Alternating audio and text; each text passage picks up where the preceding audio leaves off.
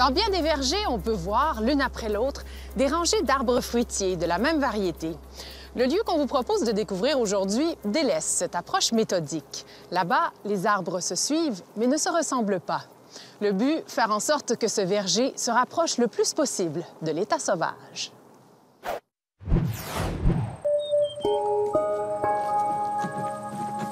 Voilà un verger original. Ici, vous ne trouverez pas deux arbres semblables l'un à côté de l'autre. Pommiers, poiriers, pruniers, cerisiers, il y a même des arbres qui ne produisent aucun fruit comestible. Ils ne sont là que pour capter l'azote de l'air et en faire un engrais disponible à leurs voisins. Au pied des troncs, des arbustes à fruits, des légumes et des fleurs comestibles comme ces hémérocales.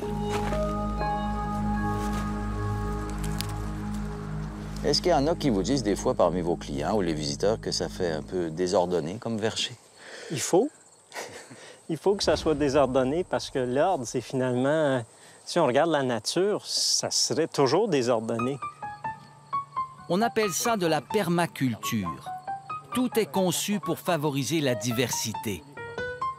Diversité de plantes, mais aussi de faune, même si on ne sait pas toujours en quoi chaque espèce peut nous être utile. Une des choses, c'est de ne pas trop se casser la tête puis viser à attirer tout le monde. Et eux, ils se placent qui mange quoi. Alors, on ne cherche pas à dire « Moi, je veux celui-là, mais je ne veux pas celui-là ».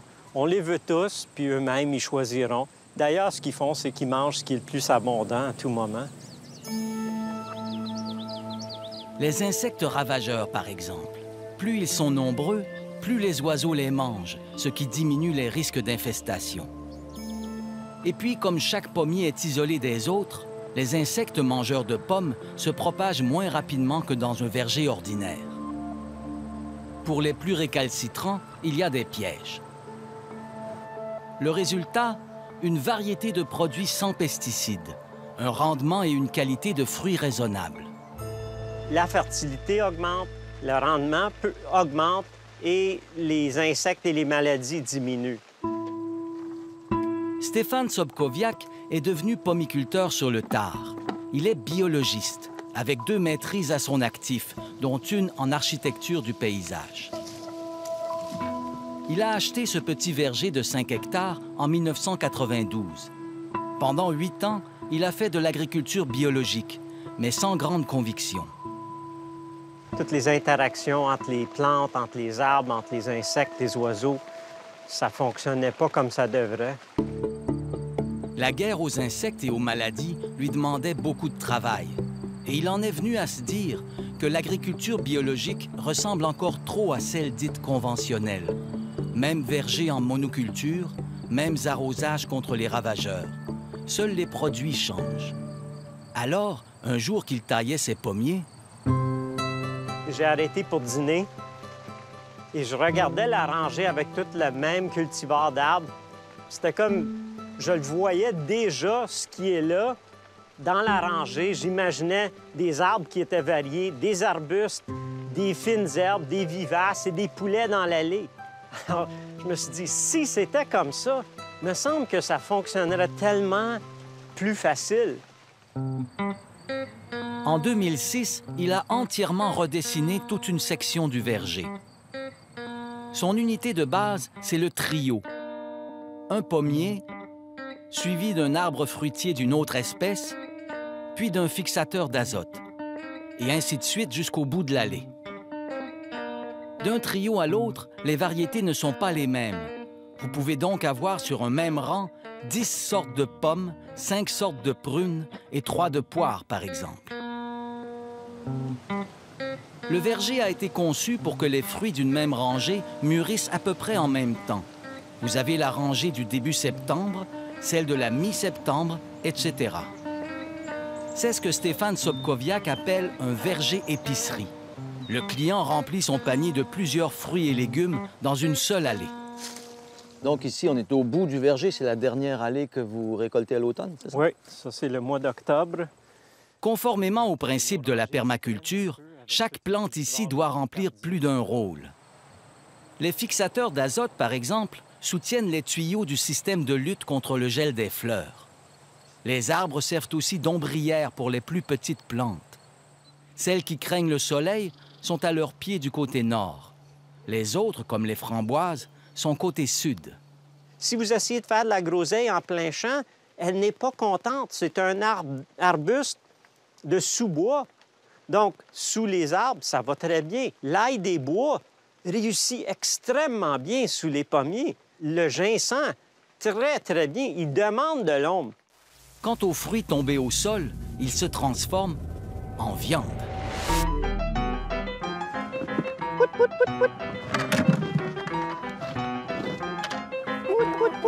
Aujourd'hui, les poulets sont sur un carré de terre où il y aura un potager l'an prochain. Ils engraissent le sol. Mais la plupart du temps, ils sont dans le verger, ce qui permet de rentabiliser l'espace entre les arbres sans même avoir à transporter ni les pommes ni le fumier. Et éventuellement, on va mettre toute la gamme, c'est-à-dire poulet, dinde, canard, oie, pintade, lapin. Quand on va tout mettre ces 6-là dans nos allées, la rentabilité de l'herbe va être presque 3 fois ce que c'est pour les fruits. Les animaux ont donc eux aussi plusieurs fonctions. Même les insectes peuvent être à la fois pollinisateurs et prédateurs, comme les guêpes.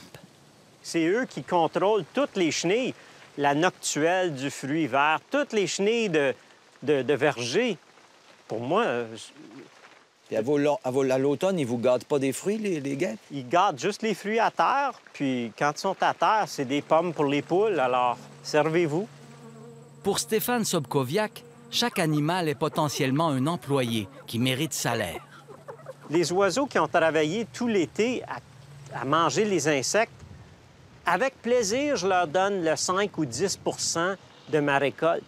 Le problème, c'est que trop souvent, on ne veut pas perdre 5 mais on ne le perd pas. On le partage avec ceux qui ont travaillé. On ne penserait pas différemment si c'était nos ouvriers, mais on pense vraiment différent quand c'est la faune ou si c'est les oiseaux. Cette façon originale de conduire le verger a permis à Stéphane Sobkowiak de diminuer sa charge de travail et les coûts. Parce qu'il n'y a plus de fertilisation.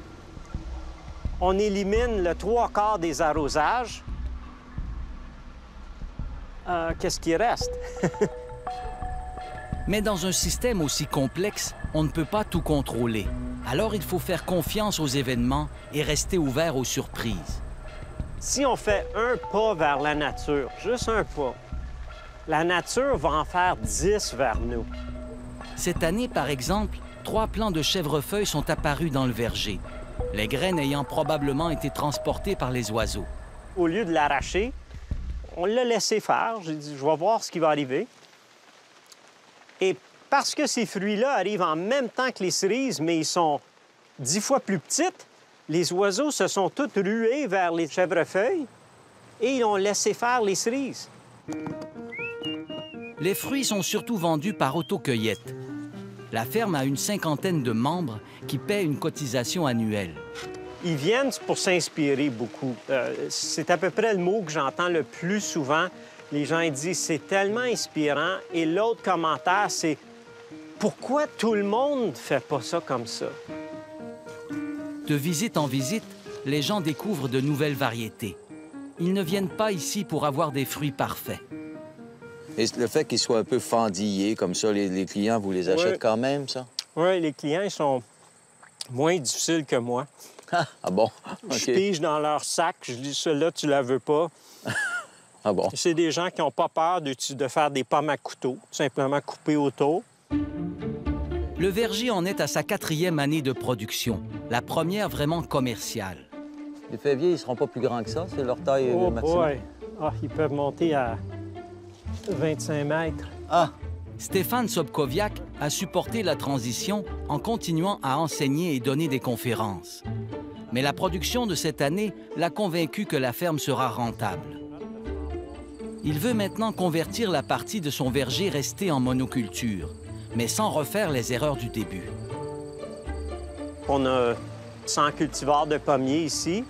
Et sur ces 100-là, on voudrait éventuellement garder peut-être 25 qui sont très productifs sous notre régime, qui sont très faciles. Il est persuadé que sa façon de faire a beaucoup d'avenir et qu'elle devrait se répandre au Québec et ailleurs en Amérique. Je dirais que la permaculture, dans le moment, est à peu près au stade où le bio était v'là 30 ans. Mais à cause des médias sociaux, à cause des vidéos, YouTube et tout le reste, ça va de loin devancer la vitesse d'augmentation du bio. Vous pensez qu'on pourrait approvisionner tout le Québec en permaculture? Je parle des fruits, là. Aïe, aïe, aïe, on pourrait approvisionner toute l'Amérique du Nord en... Aucune raison pourquoi pas. C'est plus simple, c'est plus sain, c'est plus logique.